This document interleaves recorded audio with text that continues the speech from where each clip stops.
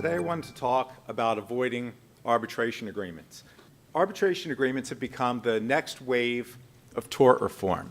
It's a form of tort reform that actually began in 1925 with the passage of the Federal Arbitration Act. And we're starting to see these arbitration agreements come in many more different arenas than originally anticipated when Congress passed that act. What I want to discuss today is some strategies for how to fight these arbitration agreements that are getting unilaterally imposed on our clients. The first recommendation is stay out of federal court. You do not want to be in federal court with an arbitration agreement. They will look for every possible reason to enforce the arbitration agreement. Every single case that we're coming across, it doesn't matter. They could take an arbitration agreement that has 10 different provisions that are invalid. As long as it says agreement to arbitrate, they will enforce the arbitration. In terms of defending against the enforcement of the arbitration, the first thing to look at, for an example, like in a nursing home case, is the standing and capacity of the person who signed the agreement. If you have an actual nursing home resident who signed the agreement, the first thing you should do is look in the medical chart. What is their diagnosis? Were they capable of signing away their right to a jury trial? Take a look at the medications that they were on. We had a case where our client, who wasn't elderly, was in a nursing home for rehabilitation, and third day into his residency, while on 6 doses of Percocet and being administered morphine, he was conveniently given the arbitration agreement to sign. The other issue that you come across in the nursing home cases in particular is somebody else signing away the resident's right to a jury trial. Typically, if it's an adult child putting a parent into a nursing home, they're given a stack of paperwork. There's an admission agreement, and then somewhere hidden in all that paperwork is an arbitration agreement. The number one thing to do is determine whether or not the person who signed the waiver of the jury trial had the authority to do so. A lot of times, there may not be a formal power of attorney. If there's no power of attorney, that adult child had no right to sign away their parents' right to a jury trial. The second thing you want to look at is the scope of the power of attorney.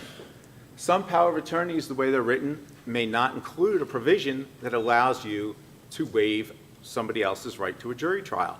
The next line of attack to fight the enforcement of an arbitration agreement is to look at the terms.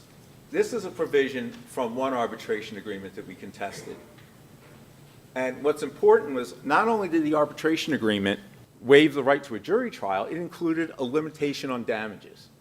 It capped damages at $250,000 and eliminated the possibility of pursuing punitive damages. The contract also limited discovery to the point where you wouldn't be able to prove your case against the home.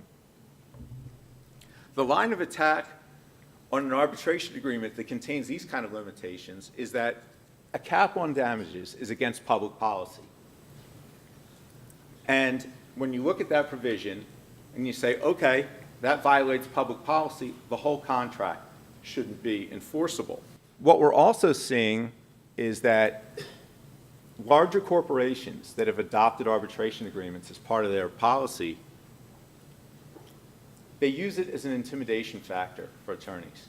And what they do is they keep all these provisions in there, limitation on damages, limitation on discovery, making the case as undesirable as possible for an attorney to handle. Even though they know that many of the terms that they've put in their contracts are unenforceable. You can take that argument and turn it against them, and by arguing to the court that they are intentionally including these unconscionable terms, the entire contract should be unenforceable. Another thing to look at is the regulatory framework of your case. Sometimes you have to get creative, and to get around these arbitration agreements, it's going to be extremely fact-specific. I recently had a case that we got settled, and it was a personal care home case.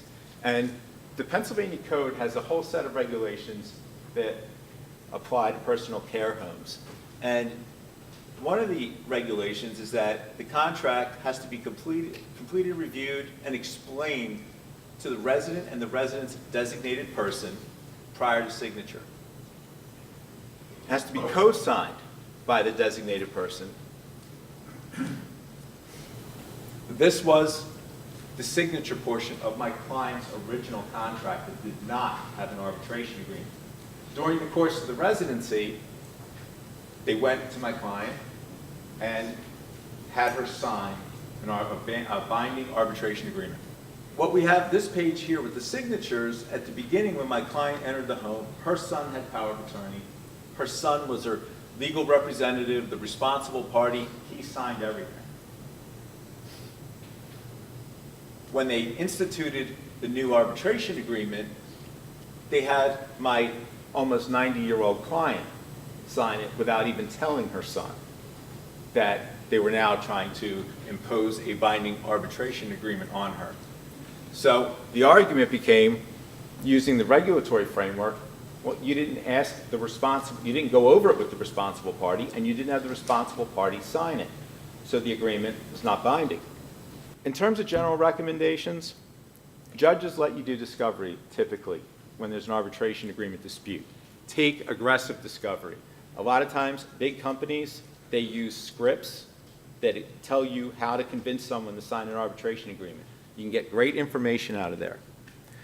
The other thing, prepare your clients for the long haul. Arbitration agreements have an immediate right of interlocutory appeal. It can tie your case up for 3 years.